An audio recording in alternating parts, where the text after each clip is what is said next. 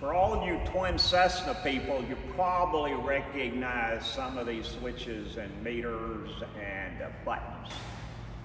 This is part of the electrical system that's on the twin Cessna aircraft, especially the turbocharged airplanes, pressurized airplanes.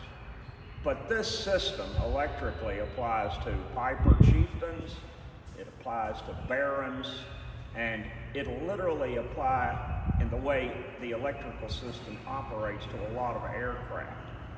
So, for instance, do you understand what everything on these switches do? Let's say you have an emergency, 2 o'clock in the morning, and you've got an alternator out, and you've got everything anti-ice, de-ice on, including the heater.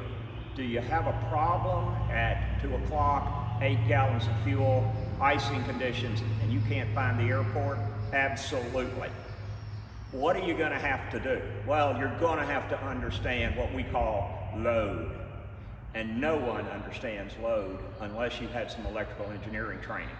Remember, these are an AC to DC unit, and there's only so much you can do on the electrical system. And I tell people in class, why are there 2 alternators? Because even the POH will probably tell you the system won't run on one. So you have to learn what you can use and what you can't. This is what we do at AST. We have military instructors, airline instructors, general aviation instructors. We have A&Ps. We're going to teach these systems. We have a saying, if you don't understand the systems and how they operate, you can't work the problems.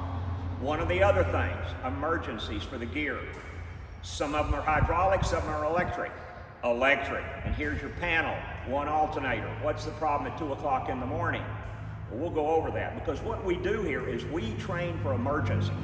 Every time there is an accident in one of these airplanes, our instructors get together and decide how we're going to teach that emergency, how we're going to drill it over and over. How many engines are we going to pull in those simulators at 200 feet?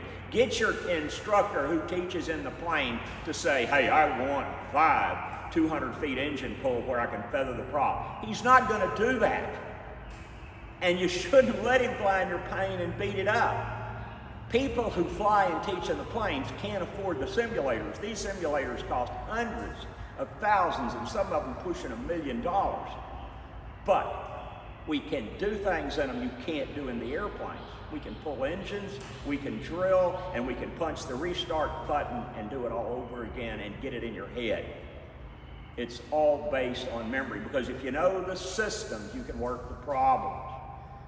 If you want to learn how to work the systems so you can work the problems, and you don't have a problem like the San Diego gentleman, give us a call at Aircraft Simulator Training.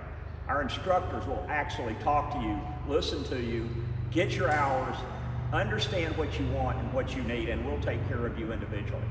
AST. We've been around for 10 years, we're getting bigger, we've put more sims in, and our instructors are getting better and better and better. Thank you so much for calling us.